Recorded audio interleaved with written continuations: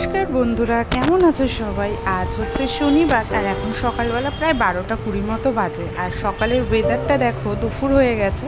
তো কি সুন্দর পুজো পুজো আমেজ চলে এসেছে। আকাশটা দেখো কত সুন্দর, আকাশে কি সুন্দর প্যাঁচা প্যাঁচা তুলো, পুরো মনে হচ্ছে যেন শরৎকাল।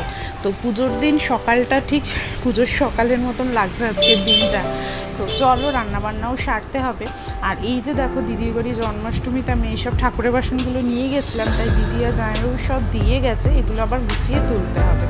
আর এই যে দেখো, ঘড়িতে 12টা 20 হয়ে গেছে, চলো যাই রান্নাঘরে।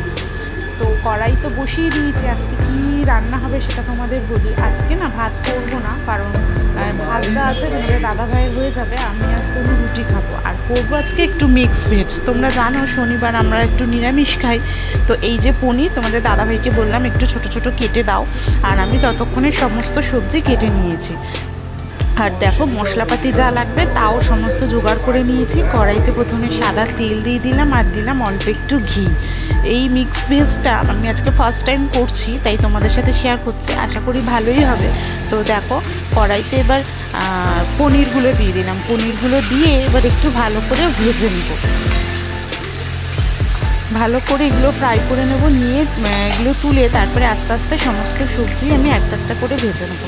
সবজির মধ্যে আমি দিয়েছি গাজর, বিনস, ফুলকপি আর আলুগুলো লম্বা লম্বা করে কেটে দিয়েছি।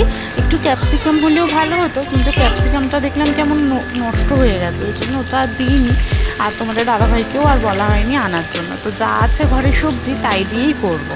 তো আলুগুলো তারপরে ভেজে ভালো করে তুলে নেব। তারপরে ভাজবো হচ্ছে গাজর আর বিনসটা। দেখো গাজর আর বিনসটা ভাজবো, ফুলকপিটাও ভেজে তুলে নিয়েছি।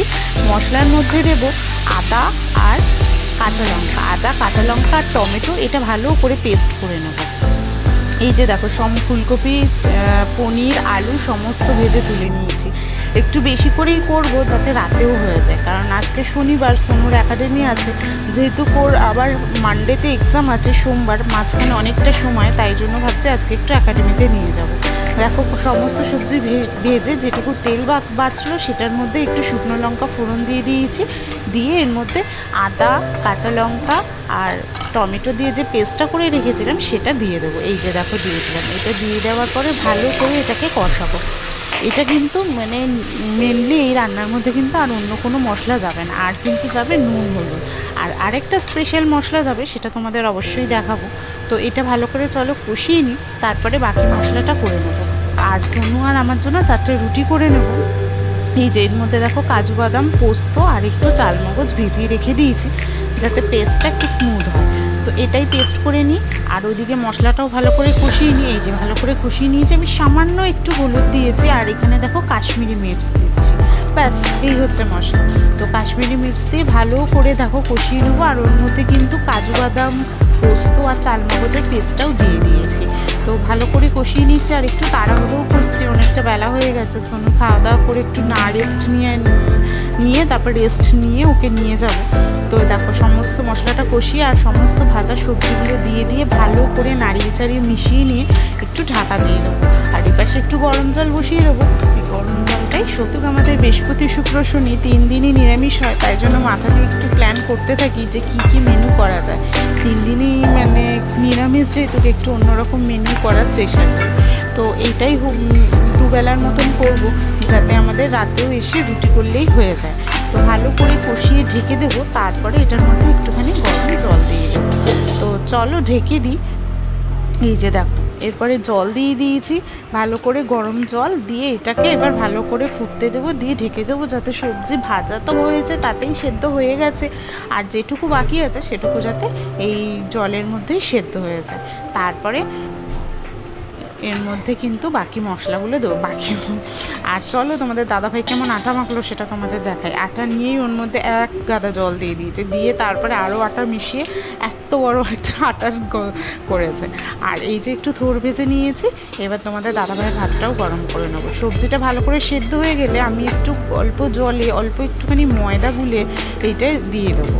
কারণ তাহলে না মানে সবজিটা একটু থক মানে একটু গ্রেভিটা একটু মানে ঠিক হবে, নইলে না একদম জলসা লাগবে। তো সেটাই দেবো।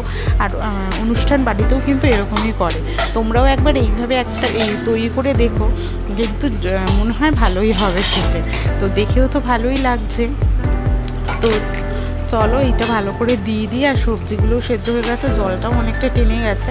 তো এটা দিয়ে ভালো করে নাড়াচাড়া করে আর গরম মশলা দিয়ে নামিয়ে দেবো। ঘি আর দেবো না, কারণ ঘিটা প্রথমেই তেলের মধ্যে মিশিয়ে দিয়েছি, পুরো রান্নাটার মধ্যেই ঘিটা ছিল, তাই জন্য ঘিটা আর আলাদা করে আমি দেবো না। তোমরা যদি চাও তাহলে দিতে পারো, কিন্তু আমি আর দেবো না।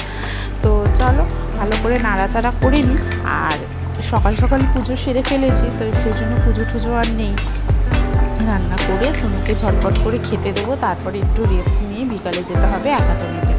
তো চলো রান্না ডান, এবার গরম মশলা দিয়ে ভালো করে ঢেকে দেবো।